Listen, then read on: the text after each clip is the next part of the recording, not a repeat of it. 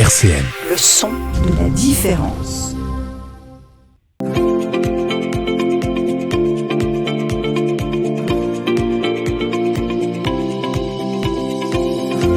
Les masques tombent sur RCN, Sarah Leroy. Chers auditeurs et chères auditrices, bienvenue dans votre émission du Trésor dans les masques tombent. Alors aujourd'hui, je reçois l'artiste Laglo qui expose en ce moment à la Maison du département du Grand Nancy avec son exposition Éléments, exposition qui se tiendra jusqu'au 28 avril. Rendez-vous sur Facebook pour retrouver le travail de Laglo sous le nom de Laglo Colors. Et comme toujours, si vous voulez revoir l'interview, direction notre chaîne YouTube, toujours en podcast sur le site internet RCN. Salut Laglo, bienvenue dans les masques tombent. Comment tu vas ? Bonjour Sarah, je vais bien, merci. Merci surtout de votre invitation, c'est super. Eh ben, je t'en prie, ça me fait plaisir en tout cas de te recevoir aujourd'hui. Donc, on va commencer par le commencement, évidemment. Comment tu as développé tout cet aspect artistique. Tu as été très jeune influencé par la présence d'artistes, d'artisans d'art dans ton entourage. Et c'est comme ça un peu que tu as développé ces passions alors ? Ouais, je pense que j'ai vu évoluer pas mal de gens dans ma famille, que ça soit de façon amateur ou de façon professionnelle, de faire différents styles artistiques, que ça soit de la peinture, de la peinture sur canevas, de la peinture sur soie, de la terre cuite, voilà, toutes sortes de choses, toutes sortes de styles, du travail du bois, ce genre de choses et très vite, j'ai pris conscience que ça m'attirait en fait. C'est une espèce de compétences pluridisciplinaires et puis qui fait travailler et le cerveau et les mains en même temps en fait quoi. Et comment tu as réussi alors à assimiler toutes ces compétences ? Par quoi tu as commencé ? Donc tu disais différentes sortes de supports, de matériaux. Par quoi tu as vraiment commencé alors ? Je dirais un petit peu tout en fait parce que j'ai commencé vachement jeune et sans même me rendre compte qu'il s'agissait de d'art en fait et je trouvais que c'était un quelque chose de vraiment d'intéressant, de motivant, de captivant, puis de lâcher prise en fait, presque même comme un sport en fait, une sorte de défouloir si on veut. Ouais. Et comment tu perçois un petit peu l'évolution de ta perception justement de ces différentes pratiques artistiques que tu as découvert étant jeune et maintenant que tu les vraiment tu crées vraiment, comment tu perçois cette évolution alors de ta perception ? Je pense que je pourrais répondre de plusieurs façons, mais la réponse qui me vient en premier, la chose primordiale, c'est surtout d'y mettre quelque chose en fait, d'intellectuel en fait, de faire passer un message, de faire passer des questions, que le public s'interroge. Il n'y a pas que l'aspect du beau ou du pas beau, affaire de goût. Il y a aussi cet aspect de valoriser un média qui fait passer une information ou qui pose des questions en fait tout simplement. Et est-ce que le message pour toi c'est quelque chose que tu veux privilégier d'abord en réalisant ton œuvre ou d'abord faire le réaliser ton œuvre et après y concevoir ton message ? Comment ça se passe alors ? Ça dépend ça dépend des œuvres, ça dépend des séries que je veux faire. Il y a des choses où l'aspect artistique au sens du visuel passe avant tout, et il y a des séries où j'ai la réflexion intellectuelle de me poser telle ou telle question et de me dire bon, faut que j'arrive à trouver un médium pour faire passer ces idées ou ces questions. Donc tes créations se veulent diverses, différents supports. Est-ce que tu peux un peu plus développer sur ces différents supports que tu utilises alors actuellement je fais des tableaux sur comme beaucoup d'artistes sur Canva, mais j'ai vachement envie et je suis en train de faire des séries de tableaux sur d'autres supports en fait. J'ai besoin que le support me parle. En l'occurrence, la série de tableaux qui est exposée à l'heure actuelle à la Maison du département, c'est des tableaux faits sur du bois en fait. Donc j'ai besoin d'un support qui me parle également et auquel j'ai besoin de rendre hommage. Donc dans mes séries de tableaux, il y aura toujours un morceau du support qui restera visuel. Parce que j'ai ce besoin de rendre hommage au support. Il n'y a pas que l'artiste qui travaille en l'occurrence. Dans cette série, c'est le bois, et le bois est de l'ordre de quelque chose du vivant qui lui a travaillé, sans doute pas spontanément pour arriver à cet endroit-là, mais voilà, j'ai besoin de rendre cet hommage au support. Voilà, c'est un mélange du support, de réflexion intellectuelle que je veux partager, voilà. Alors tes tableaux sur Canva ou sur bois, tes dessins, tes fresques murales en grand format se veulent donc du coup en interaction avec l'être humain et tout ce qui l'entoure dans l'univers. Alors comment tu fais pour représenter ces notions qui sont importantes pour toi ? Alors, comment je fais pour les représenter ? C'est en fait, je pars surtout du principe que j'ai beaucoup de réflexions sur tel ou tel sujet. Des fois, ça peut partir d'un documentaire, d'une conversation. Je vais m'intéresser à tel ou tel sujet et je vais chercher à soit exprimer un point de vue, soit, comme je le disais, mettre en lumière un sujet qui questionne la société et par différents aspects après techniques qui viennent sur le support. Et quelles sont tes réflexions à plus à proprement parler ? Par exemple, sur la série là, en l'occurrence, c'était de mettre en lumière des choses de l'ordre du microscopique et du macroscopique, donc des choses qu'on ne perçoit pas ou peu à l'œil nu en fait. Et de voir quelle est l'interaction entre elle et l'être humain en fait. Quelle est la place de l'être humain par rapport à ces choses en fait. Et est-ce que tu penses que justement les personnes qui viennent voir tes œuvres, les spectateurs comprennent que tu veux aussi représenter, tu parlais de ce que l'humain a oublié, ce qu'il ne perçoit plus ou ce qu'il ne perçoit pas. Est-ce que tu as eu aussi des retours par rapport à ça ? Ouais, j'ai eu des retours. Il y a comme toujours, il y a plein de retours sur le côté visuel, sur le côté scientifique, tout ça. Et je trouve que c'est intéressant parce que effectivement, quand on prend le temps de s'immerger dans l'œuvre, on part sur un point de vue un peu philosophique et on peut prendre conscience de certaines choses. Si moi je donne mon explication du tableau, le spectateur peut avoir accès à ce que je veux mettre en lumière. Ce que je trouve intéressant aussi, c'est que moi je ne donne pas forcément ma plume entre guillemets pour décrire l'œuvre. J'aime bien avoir un retour spontané du spectateur qui peut y voir totalement autre chose en fait. Ça je trouve ça très intéressant en fait. Mais justement, est-ce que tu as souvent des retours complètement différents par rapport à tout ce que toi tu perçois dans ta tête et dans ton œuvre, et d'avoir des retours des personnes justement qui ont un avis complètement différent ? Ouais, bien sûr.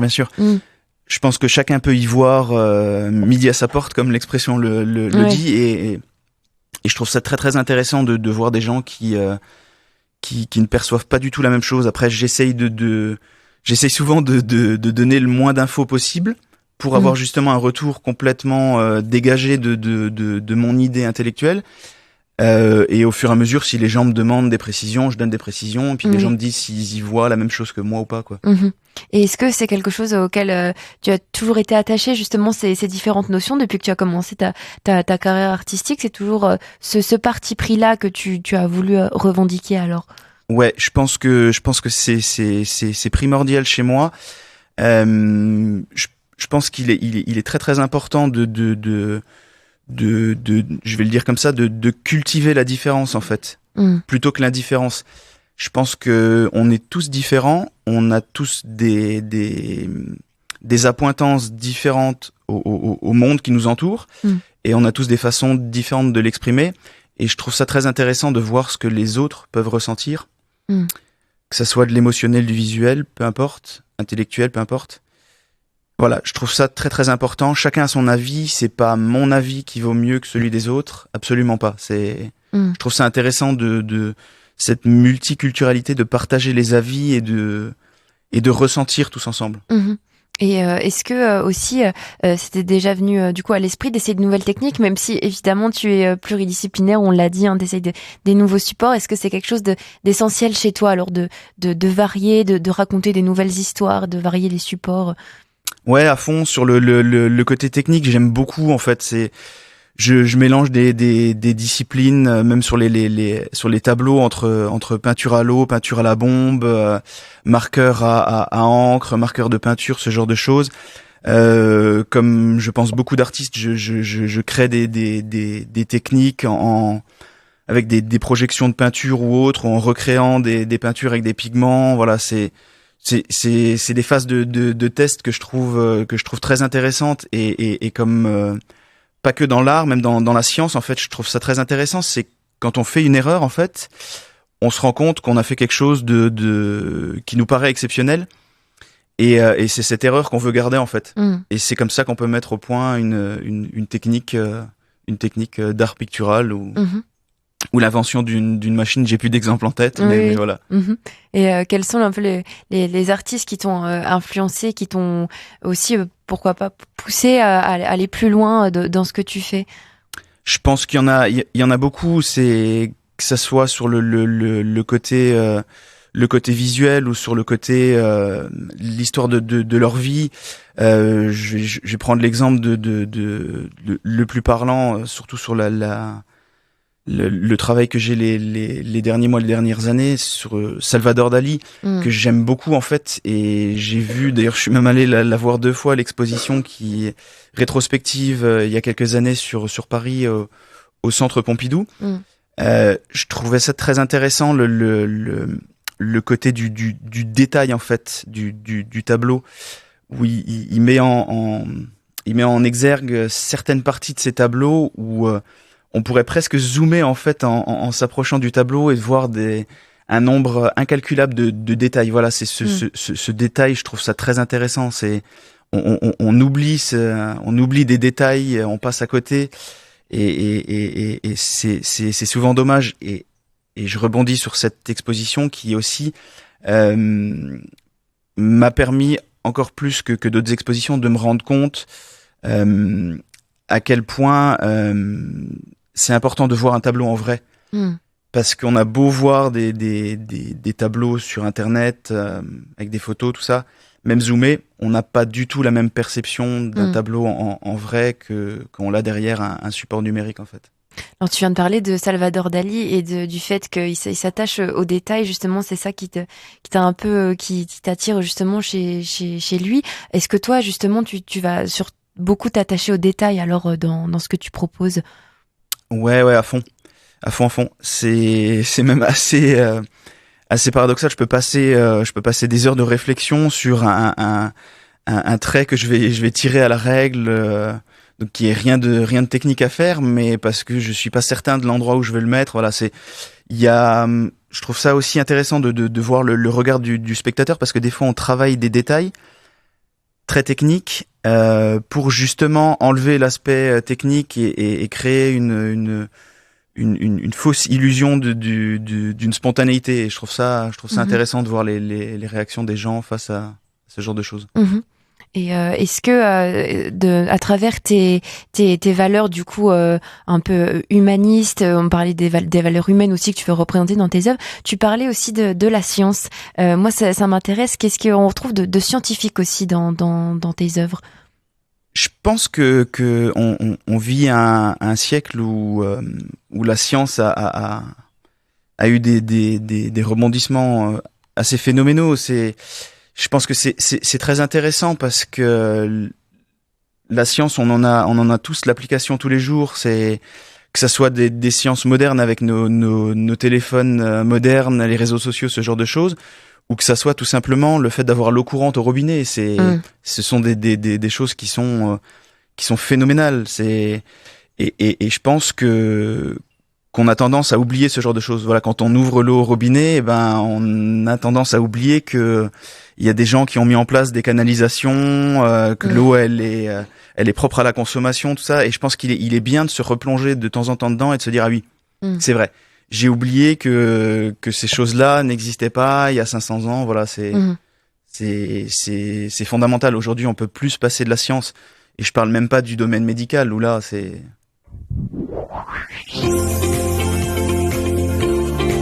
RCN, les masques tombent, Sarah Leroy. Et je suis toujours dans les masques tombes avec l'artiste Laglo qui expose en ce moment à la maison du département du Grand Nancy avec son exposition Éléments qui se tient jusqu'au 28 avril. Vous pouvez aussi notamment retrouver plus d'informations sur l'artiste sur sa page Facebook Laglo Colors. Alors on a parlé science, on a parlé de valeurs, des valeurs humaines aussi que tu voulais représenter dans tes œuvres, mais il y a aussi la notion de la transformation qu'on retrouve dans tes sculptures en bois, en terre cuite, tes peinture sur ameublement, aussi tes créations de textiles ou de maroquinerie. Est-ce que tu peux nous parler de la transformation alors ? Alors, effectivement, j'aime bien toucher à tout. Et là, c'est pareil. En fait, je pense que une de mes forces, c'est d'être autodidacte en fait dans le domaine artistique, d'avoir appris de moi-même, de l'environnement que j'ai eu. Et pareil, quand j'étais ado, je sais pas, une machine à coudre m'est tombée dans les mains. J'ai kiffé cet objet et j'ai commencé à me mettre à faire des petites choses, tout et n'importe quoi. Et puis j'ai commencé à créer des rideaux, des coussins. Des amis me demandent, je leur fais des petites choses. Et ça m'a donné envie, pareil, de mixer les disciplines. J'ai pas encore réalisé, mais j'ai des réflexions de réaliser des tableaux qui font intervenir du textile dessus, ce genre de choses. Voilà, je trouve ça intéressant vraiment de pas rester enchaîné à une discipline rigide, de rester sur tel support avec telle peinture ou tel médium, voilà. En tout cas, c'est pas ce qui te caractérise. Au niveau des techniques, alors comment tu procèdes ? Est-ce que tu peux nous expliquer un petit peu tes secrets de réalisation alors ? Ah, les secrets, je les garde jalousement. Alors un petit peu. C'est simple, je pars d'une réflexion, d'un croquis que je recommence plusieurs fois ou pas, jusqu'à ce que je trouve ce que je veux faire. Souvent même, pour ma part, ce que je trouve très important, c'est d'avoir du recul. Donc je fais un croquis, je laisse passer quelques jours, je le regarde et souvent je me dis non, ça va pas du tout, on repart à zéro. Et puis des fois je laisse même passer quelques semaines et je me dis ouais, là il y a quelque chose. Faut y aller et du coup je teste. Je teste en termes de technique, comme je le disais avant, sur des superpositions de différentes couches et techniques picturales ou autres, différents supports. Je vois comment ça fonctionne, ça sèche, voilà. Et puis après je passe sur du propre, sur le support que je veux mettre en lumière. Et puis voilà, on arrive à la réalisation finale de l'œuvre. Et si ça me convient pas, je repars à zéro. Mais si ça me convient, voilà, je mets ça de côté dans mon petit réduit pour une future expo. Alors du coup, tu as tendance à beaucoup revenir sur ce que tu fais, c'est-à-dire que c'est pas forcément quelque chose tu vas appliquer directement, et c'est vraiment quelque chose tu vas revenir plusieurs fois dessus. Alors laisser passer quelques jours, quelques semaines, comme tu le dis.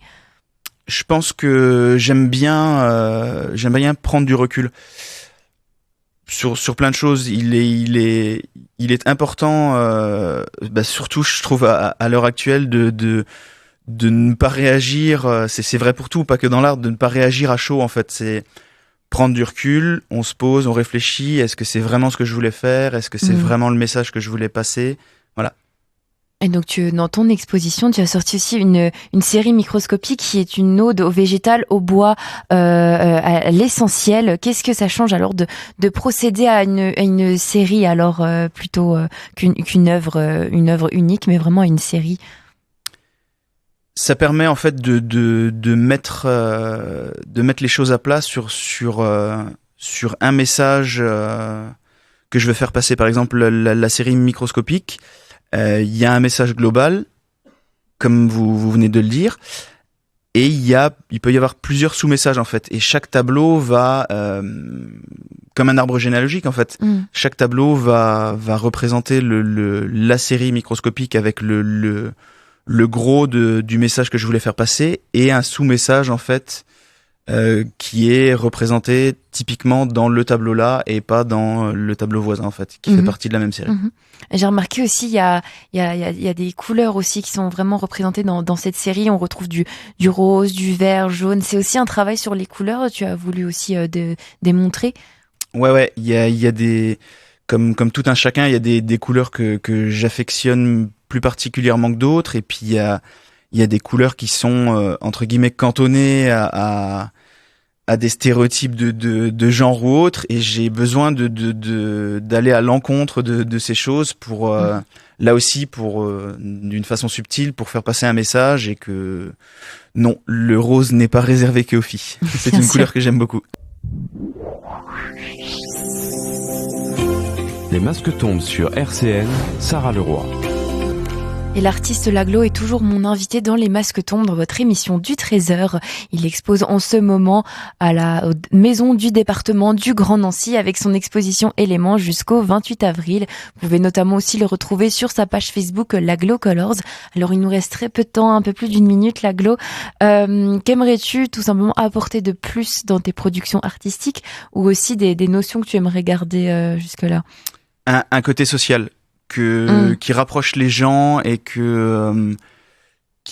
crée du lien dans la société. Voilà, je pense que c'est le but de l'art aussi, c'est de rapprocher les gens et de partager des valeurs et des émotions saines, l'amitié, l'amour, ce genre de choses. Voilà. Et quels sont tes projets alors pour l'avenir?